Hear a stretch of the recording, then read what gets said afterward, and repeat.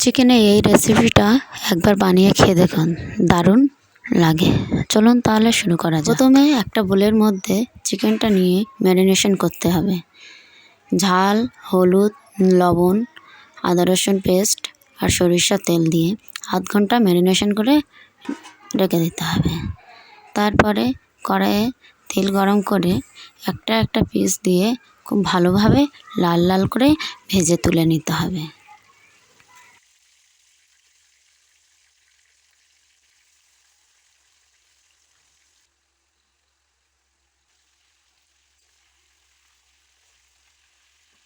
হাতে খুব ভালো করে লাল লাল করে নিতে হবে।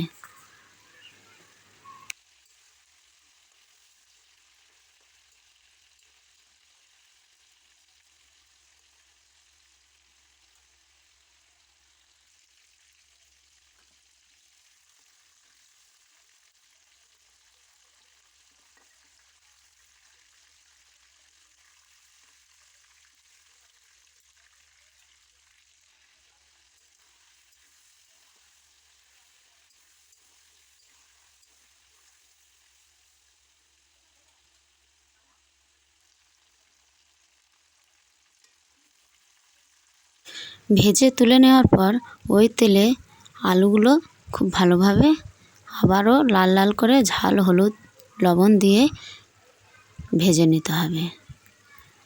যত লাল লাল করে ভাজবেন তরকারির রঙটা খুব সুন্দর আসবে ও টেস্টটাও খুব দারুণ হবে। আর আমার ভিডিও যদি ভালো লেগে থাকে তাহলে লাইক, শেয়ার, কমেন্ট করবে আর চ্যানেলটিকে সাবস্ক্রাইব করে পাশে থাকবেন। আর ফেসবুক থেকে থাকলে ফলো করে পাশে থাকবেন। তারপর ওই তেলের মধ্যে ফোড়ন দিতে হবে। ফোড়নের মধ্যে শুকনো লঙ্কা,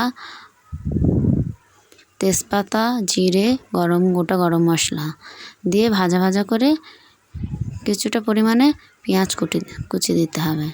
পেঁয়াজ কুচিটা ভালো করে লাল লাল করে ভাজা হয়ে গেলে আদা রসুনের পেস্ট দিয়ে খুব ভালোভাবে লাল লাল করে ভেজে নিতে হবে।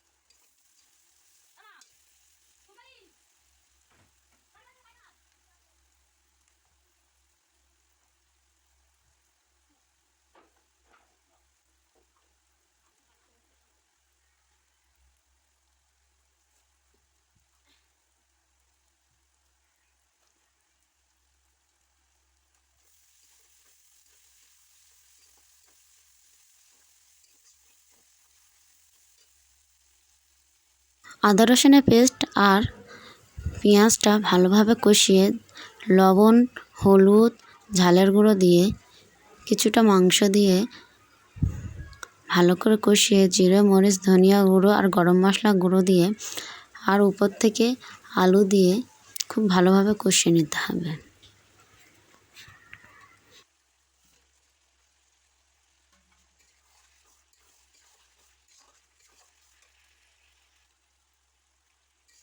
তারপর যে সলিড পিসগুলো ভাজা ভাজা করে রেখেছিলাম সেইগুলো অ্যাড করে দিতে হবে এই আলু আর মাংসের মধ্যে দিয়ে খুব ভালোভাবে কষিয়ে নিতে হবে যতক্ষণ না তেল ছেড়ে বেরিয়ে আসে। হালকা উষুম উষুম গরম জল দিয়ে ভালোভাবে কষিয়ে নিয়ে পরিমাণ মতন জল দিতে হবে।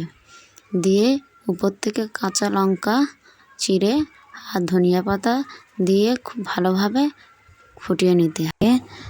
ধনিয়ার গুঁড়ো, জিরের গুঁড়ো, মরিচের গুঁড়ো, মিট মশলা আর গরম মশলা দিয়ে 5 মিনিট দমে রেখে দিতে হবে। রেখে দিলে পরিবেশনের জন্য একদম রেডি। আজকে তৈরি হয়ে গেল চিকেনে লাল লাল ঝাল ঝাল পাতলা ঝোল। রুটি, পরোটা, ভাতের সাথে খেলে জাস্ট জমে যাবে। এভাবে একবার বাড়িতে বানিয়ে দেখবেন, দারুণ টেস্ট হয়।